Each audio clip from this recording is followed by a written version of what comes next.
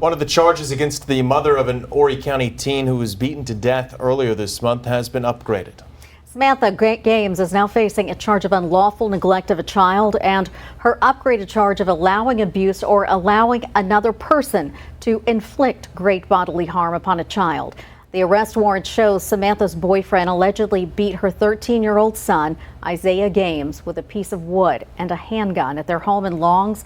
That was on May 8th.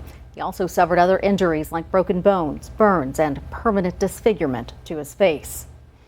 Isaiah died from blunt force trauma at MUSC a few days later on May 11th. And tonight, ABC 15's Emma Parkhouse is continuing our coverage. She joins us live in studio to show us why the 15th Circuit Solicitor says the mother's charges were upgraded and why she was allowed to be with her son as he was taken off of life support. Emma?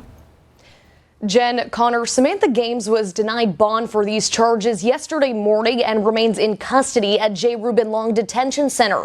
15th Circuit Solicitor Jimmy Richardson tells me that while it's still in the early phases of the investigation, there were a few reasons for upgrading her abuse charge.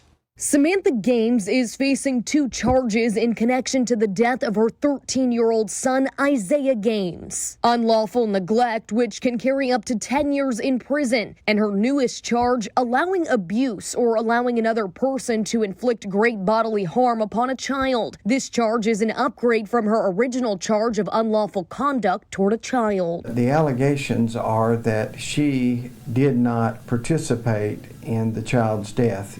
It was her not stepping in for the child that led to great bodily injury. The main differences in the upgraded charge is the sentence can carry up to 20 years, and those convicted aren't eligible for parole until at least 85% of the sentence is served. This charge is also for prosecuting a crime that happens on a specific date and time. In this case, the alleged crimes on May 8th. It also specifically points to the legal obligations and duties Richardson says Gaymes had to Isaiah as his mother. However, it was also because of that familial relationship that Richardson allowed Gaymes to be with Isaiah one last time as he was taken off life support. I've seen enough of these to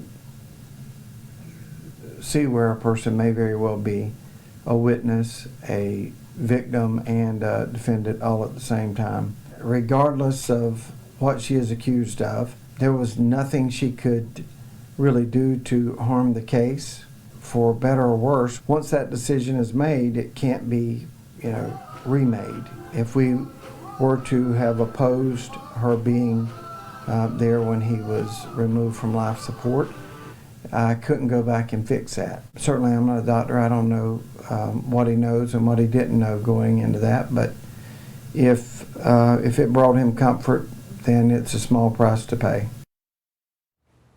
Police warrants show that Ivy Jenneret's Samantha Gaymes' live-in boyfriend has caused Isaiah's beating that led to his death. He has still been charged with the murder in that case. Richardson says the Jenneret's defense attorney has not yet requested a bond hearing for him with a circuit judge. Now, Jenneret remains in custody at J. Reuben Long Detention Center. Jen?